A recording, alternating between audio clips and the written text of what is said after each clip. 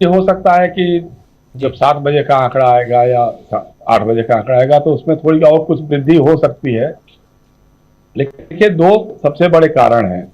एक तो कारण जो गर्मी का मौसम है, गर्मी चरम पर पहुंच रही है, तो जो भाजपा का वोटर है, जो उसका मतदाता है, परंपरागत मतदाता, उसमें से जो एलीट क्लास का तबका है, वो इन सब चीजों से थोड़ा दूर रहना चाहता है।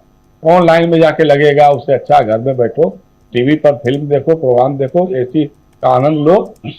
दूसरी तरफ जो इंडिया अलायंस का वोटर है, वो इसको अस्तित्व मान करके लड़ रहा है। वो चाहे गर्मी हो, चाहे धूप हो, चाहे, चूंकि किसानों ने तो दिखा दिया ना दिल्ली में बैठ करके कि गर्मी हो, धूप हो, बरसात हो, जाड़ा हो, वो डटे रहे। तो वो तबका जो है वोट करने के लिए तो निकलता है, लेकिन इनका वोटर जो है निकलता नहीं है। तो एक कारण यह है।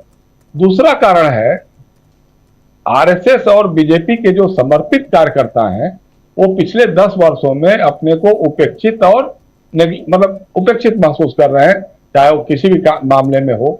चुनाव में जब टिकटों की दावेदारी होती है, तो जिसको आप 5 साल तक गाली देते थे, भ्रष्ट और बेईमान बताते थे, वो उनके नेता बन रहे हैं। उनको ला करके आप पार्टी में शामिल करा दे रहे हैं।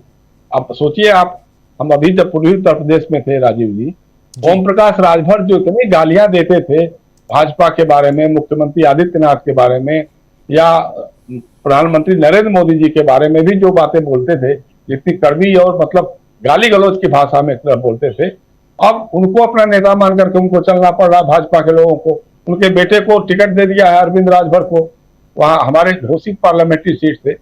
इसको लेकर के जबरदस्त आक्रोश भाजपा के लोगों में भी है। इस बात, जब पिछली बार उपचुनाव हुआ था, दारा सिंह चौहान जब लड़ रहे थे, तो वो भी दल बदलू थे, उनके साथ भी वही तरह का सलूक किया लोगों ने।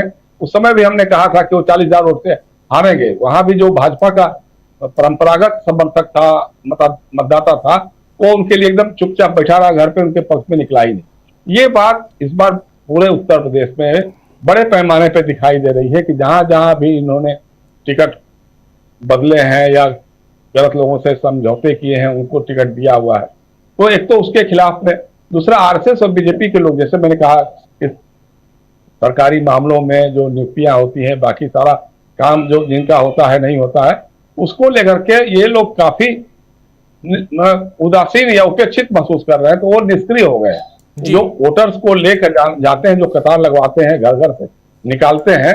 अब हमने आज सुना जरूर है कि इसको लेकर के आरएसएस के लोग भी थोड़ा चिंतित हैं, और भाजपा के नेतृत्व जो है आरएसएस शरण में जाने की तैयारी में है कि नागपुर जाकर के खिलाफ लोग आकर के, नहीं अब ऐसा नहीं होगा, अगर किसी तरह की शिकायत है, क्योंकि 2 चरणों में तो हमारी हालत बहुत खस्ता हो गई है, वोटर हमारा निकला ही नहीं है, तो अब आप लोग कुछ करिए।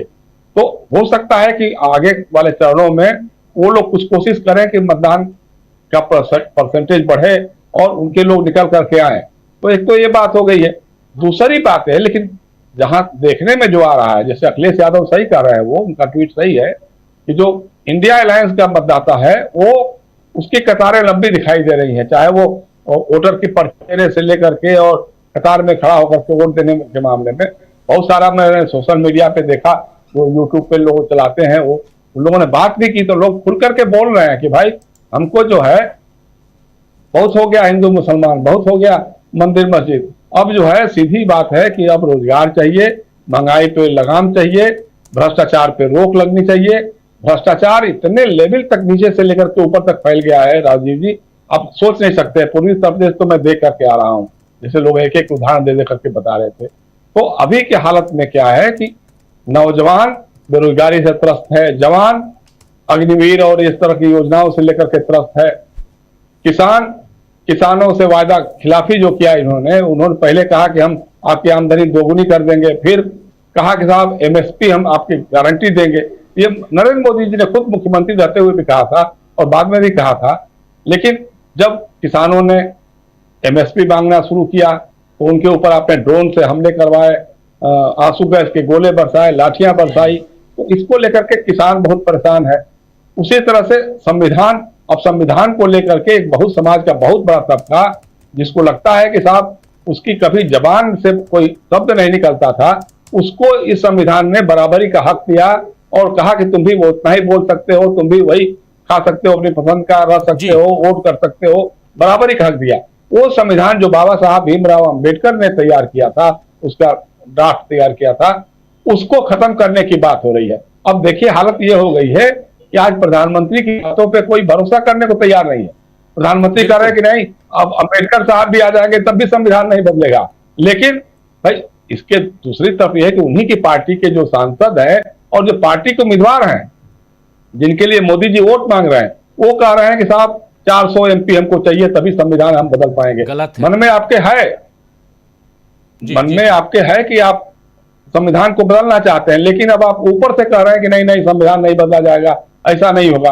भाई अगर नहीं बदला जाएगा तो उसी दिन आपको चाहिए था कि अपनी पार्टी के उम्मीदवार को आप सुनब करते हैं, या कहते कि तुम माफी मांगो, कहो कि ये हमारी गलत बात आ गई है, और या फिर उसको पार्टी की उम्मीदवारी हटाइए। तो वो तो आप कर नहीं रहे हैं। मतलब चोर से कह रहे हैं तुम चोरी करो और घर वाले से कह रहे हैं तुम जागते रहो, ये तो कोई बात नहीं बन सकती है।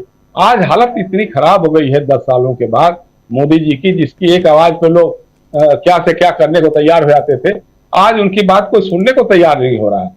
चाहे वो जितनी भी बातें कर रहे हैं, चाहे वो कांग्रेस के घोषणा पत्र के नाम पर कभी इसका छीन कर उसको दे देंगे, तो कभी मंगलसूत्र इधर लेकर के उसको दे बदलता है। जयशंकर जी, आज क्यों बदल गया मौसम?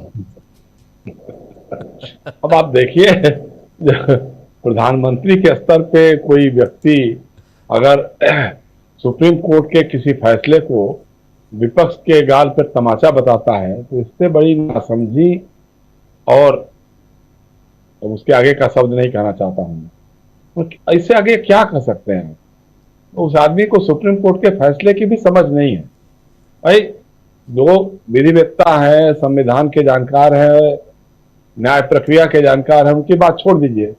हमारे जैसे अदना लोगों को भी यह मालूम था कि यही फैसला होने वाला है, क्योंकि जब चुनाव की प्रक्रिया शुरू हो गई, एक चरण का मतदान संपन्न हो गया, दूसरे चरण का मतदान होने जा रहा है, उस पर कोई कैसे कह सकता है कि ईवीएम को हटा करके बैलेट पेपर पर चुनाव कराया जाएगा?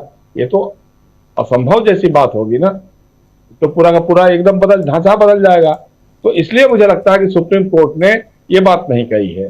दूसरा ये कि वीवीपैट को लेकर के या जो सिंबल को लेकर के जो बात हुई है, इसी तमाम बातें जो चुनाव आयोग पे जो कटाक्ष रहे उसके कि भाई आप क्या करते हैं। चुनाव आयोग ने दूसरा ये भी कर दिया था, भाई जब पूछा था सुप्रीम कोर्ट ने कि वीवीपैट से ईवीएम का वोटों का अगर मिलान करना होगा तो कितना समय लगेगा, उन्होंने 12-15 दिन की बात कर दी। सबको मालूम है कि 16 जून तक 17वीं लोकसभा का मियाद है, उसके बाद नहीं, उसके पहले ही जो है नई सरकार और नई संसद, नई लोकसभा का गठन हो जाना चाहिए। तो जाहिर सी बात है अगर 4 जून को रिजल्ट आने वाला है, अगर 12 दिन और लग जाएगा तो फिर तो बात ही नहीं हो पाएगी, लोकसभा नहीं गठित हो पाएगी। इस सबको ध्यान में रखते हुए हम लोगों ने पहले भी कहा था, जब इस पर पहले भी जब चर्चा हो रही थी तब भी हमने कहा था कि देखिए फैसला तो लगभग इसी तरह का होगा कि हम वीवीपैट के सारे मतों की मिलान नहीं कर सकते हैं और ईवीएम पे चुनाव अभी तो होना ही होगा, क्योंकि जब चुनाव की प्रक्रिया शुरू हो गई, मतदान का एक चरण बीत गया तो फिर दूसरा नहीं होगा। दूसरी बात जो आप पूछ रहे थे, अमरेंदु से भी पूछ रहे थे कि पश्चिम उत्तर प्रदेश में, देखिए उत्तर प्रदेश बिहार के इलाकों में, खासतौर से उत्तर प्रदेश की बात करें आप, तो 2 बातों पे लोगों को, खास तबके के लोगों को पूरा यकीन हो गया है। एक ये कि अगर मोदी जी की सरकार बड़े बहुमत से बन गई तो संविधान बदल जाएगा, एक बात। दूसरा, जो भाजपा में एक खास तबके के लोग हैं उनके अंदर ये मैसेज कन्वे हो गया है कि अगर इस बार मोदी जी बड़े बहुमत से सरकार बना के आते हैं तो योगी आदित्यनाथ मुख्यमंत्री नहीं रहेंगे। ये बात भी बहुत फैल गई।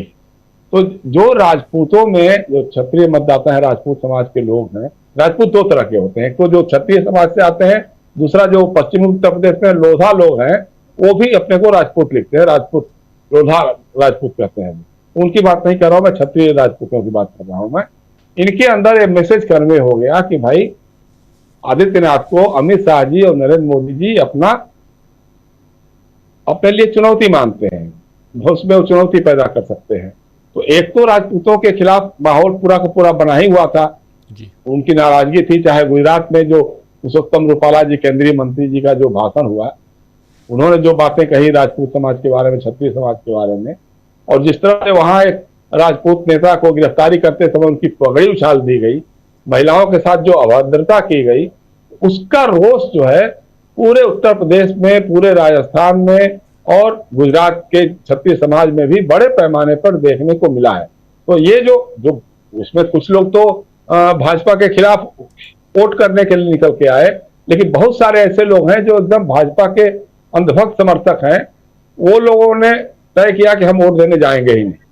तो इसका भी एक बड़ा कारण हुआ है कि जो पश्चिम उत्तर प्रदेश में मतदान की जो कमी हुई है, परसेंटेज की कमी हुई है, उसका एक कारण यह भी है, जैसे मैंने शुरू में ही जो कहा था, एक तो आरएसएस और बीजेपी के लोगों को ये लगा कि साहब झंडा डंडा तो हम उठाते रहे, ढोते रहे, दरी हम बिछाते रहे हैं, और हमारे जो राजनीतिक विरोधी है उनको भाजपा ला ला करके उम्मीदवार बना दे रही है। अब किसी को समझ में आ ही नहीं रहा है कि भाई 75 साल की उम्र पार करने जा रही हेमा मालिनी को चुनाव क्यों लड़ा दिया गया। फिल्म और राजनीति दोनों के बियाबान में रहने वाले अरुण गोविल को क्यों ला करके उम्मीदवार बना दिया गया, मेरठ से क्यों उम्मीदवार बना दिया गया, जबकि उस आदमी का राजनीति से कभी कोई लेना देना नहीं। और उसकी तस्वीरें आने लग गई जो जान छलका रहे हैं किसी महिला के साथ, और ये सारी चीजें आ रही हैं, और वो अपने छाती पर राम लेकर के घूम रहे हैं। मतलब हमको उस समय देखने को मिला था कि ग्रामीण इलाकों में कहा लोगों ने कि भाई आप शहर से बाहर मत निकलो, यहाँ को कोई नहीं सुनने वाला है, कोई नहीं जानने वाला है, यहाँ मत आइए आप। एक तरह का बाइकाट सा शुरू हो गया था। इन सारी चीजों का जो लबोलुआब मिलकर के आया है, यही बन रहा है कि लोग उदासीन, इनके जो समर्थक है, इनका जो समर्थक मतदाता आधार है, वो उदासीन और उपेक्षित महसूस करते हुए घरों से निकलने को तैयार नहीं हुआ। आरएसएस का काडर का स्वयंसेवक या प्रचारक लोगों को मतदान केंद्रों तक ले जाने में इस बार उत्साहित या सक्रिय नहीं दिखाई दिए।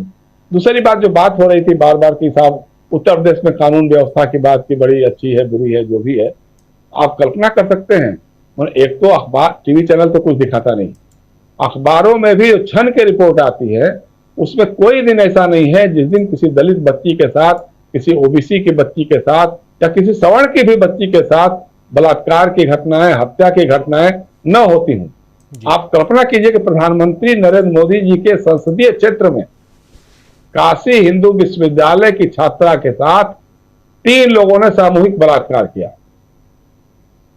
क्या हुआ उनका? वो तीनों भारतीय जनता पार्टी के आईटी सेल के पदाधिकारी थे। तो कायदे से तो बुलडोजर उनके ऊपर चलना चाहिए था, जो बुलडोजर वाला न्याय है, लेकिन कहीं कुछ सुनने को नहीं मिला, कहीं कुछ देखने को नहीं मिला। इस तरह की तमाम घटनाएं उत्तर प्रदेश में आए दिन घट रही हैं।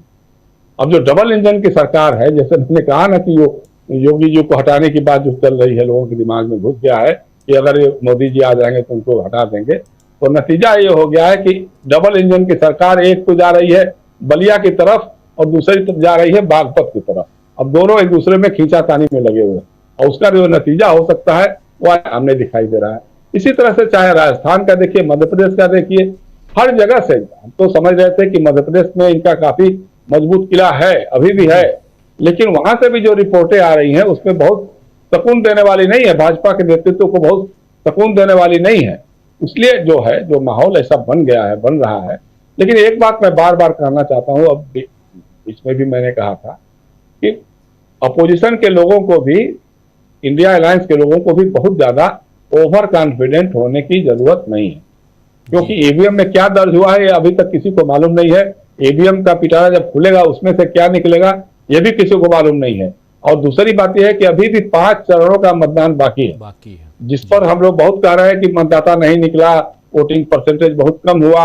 हो सकता है कि आगे जाकर के मोदी जी शरणागत हो जाएंगे मोहन भागवत के पास या आरएसएस के नेतृत्व के पास कि साहब जो आप कहिएगा वही होगा, आपका एजेंडा तो हम लागू कर ही रहे हैं, लेकिन और बाकी जो बातें हैं वो भी हम करेंगे जो आप कहिएगा। लेकिन स्वयंसेवकों से, प्रचारकों से कहिए कि इस बार तो कम से कम मतदान बढ़वा दें, और ये दिखाएंगे लोगों को कि देखो जी, दलित, ओबीसी और अल्पसंख्यक मतदाता जो है किस तरह से लंबी लंबी कतारें लगा करके वोट देने निकल के आए, लेकिन हमारे लोग वोट देने नहीं जा रहे हैं। तो इसको हो सकता है कि आगे वाले चरणों में ये आरएसएस के लोग भी सक्रिय हो जाएं और बीजेपी के लोग भी सक्रिय हो जाएं कि भाई मरता न क्या न करता, अगर पार्टी ही हार जाएगी, सरकार नहीं रहेगी, तो जो भी बचा कुचा है वो भी नहीं रहेगा। और दूसरा ये कि तब जेल जाने की बारी इधर से शुरू हो जाएगी, तब इधर से लोग जेल जाना शुरू हो जाएंगे, तब यही ईडी जो है कहेगा कि अरे साहब आप तो बहुत, अरविंद केजरीवाल जी बहुत ईमानदार थे, आपको तो गलती में हमने दबाव में बंद कर दिया था, रुकिए रुकिए अब हम दूसरे लोगों को खोजते हैं। यही ईडी बदल जाएगी, यही इनकम टैक्स और यही सीबीआई बदल जाएगा।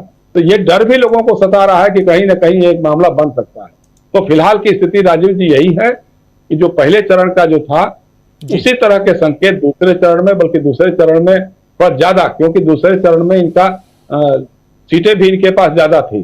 जैसे 88 में 50 सीटें इनके पास थी, इनके सहयोगी दलों के भी पास कुछ न कुछ सीटें थी, जैसे बिहार में जनता दल यू के पास रही होगी सीटें, तो इस तरह की रही है।